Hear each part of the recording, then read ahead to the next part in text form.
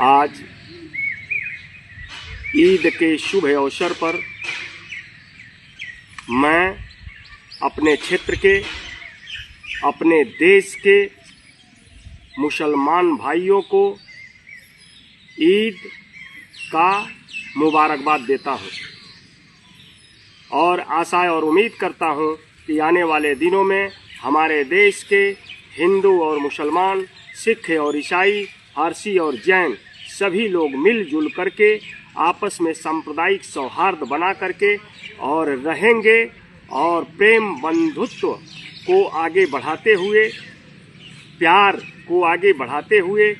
एक दूसरे का सपोर्ट करते हुए देश को मजबूत करेंगे, समाज की एकता और अखंडता को मजबूत करेंगे, देश की एकता और अखंडता को मजबूत करेंगे। साथ ही साथ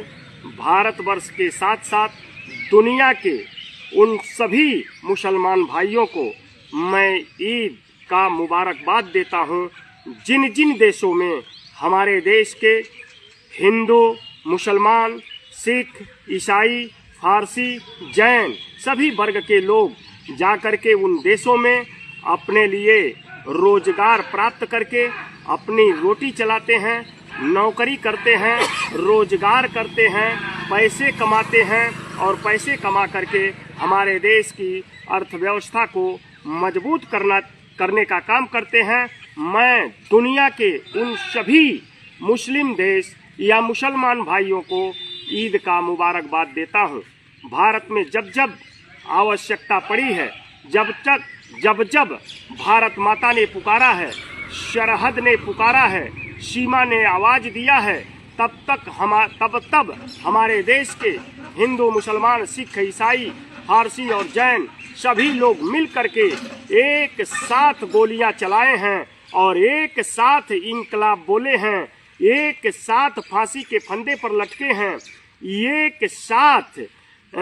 तोपों के गोलों के सामने खड़ा होकर के अपना बलिदान दिए हैं और भारतवर्ष के अंदर सरहदों पर देश के लिए अपनी शहादत देने वाले हिंदू, मुसलमान, सिख, ईसाई, फारसी, जैन सभी को मैं नमन करता हूं, उन बलिदानियों को नमन करता हूं।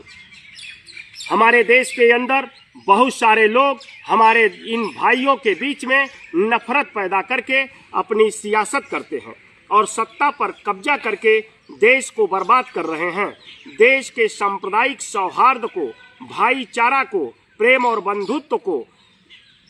एकदम कमजोर करने में लगे हुए हैं, जिसके वजह से भारत की आंतरिक एकता धीरे धीरे कमजोर होती जा रही है, जो देश को कमजोर कर रहा है। इसलिए आज ईद के शुभ अवसर पर मैं भारतवर्ष की जनता को, चाहे वो किसी जाति, धर्म, मजहब से आते हों, ये कहूँगा कि राष्ट्र धर्म को बनाए रखने के लिए ममता, समता, समानता, बंधुता, भाईचारा, इंसानियत, मानवता, प्रेम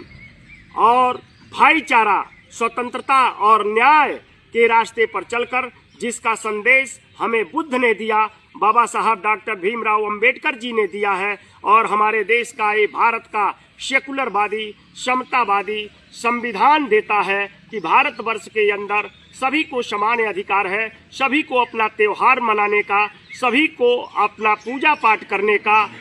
पूर्ण आजादी देता है ये भारत का संविधान। इस संविधान को नमन करते हुए भारत के 140 करोड़ लोगों को मैं नमन करता हूं। जब जब इस देश को आवश्यकता पड़ी है, कारगिल युद्ध से लेकर के देश के अंदर जितने भी युद्ध हुए हैं, आजादी की लड़ाई लड़ी गई है, अशफाक उल्लाह खान, सरहद पर वीर अब्दुल हमीद और कारगिल की जंग में भेड़ चराने वाला भेड़िया जिसने पहली बार भारतीय सेना को रिपोर्ट किया था, अब्दुल हकीम, वो भी मुसलमान, और पहली बार जिन्होंने गोली चलाने का आदेश मांगा था वो हमारे देश की सेना के कैप्टन इब्तिकाम जी थे। इसलिए मैं देश के अंदर नफरत पैदा करने वाले लोगों से प्रार्थना करता हूं कि भारतवर्ष की एकता और अखंडता को कायम रहने दो और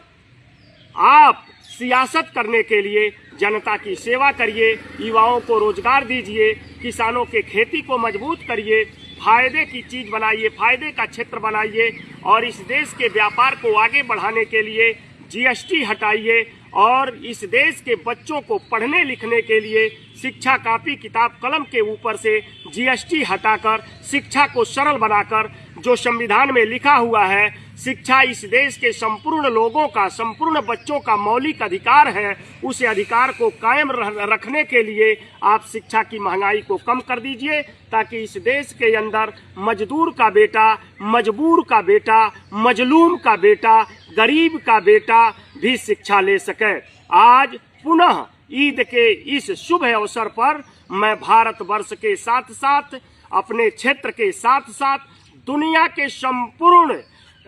मुसलमान भाइयों को ईद का मुबारकबाद देता हूं। आशा उम्मीद करता हूं कि हम भारतवासी 140 करोड़ हिंदू, मुसलमान, सिख, ईसाई, फारसी, जैन मिलजुल करके एक हो करके भारत की एकता और अखंडता को मजबूत करेंगे। इंकलाब जिंदाबाद, भारत माता जिंदाबाद, भारत की एकता और अखंडता जिंदाबाद।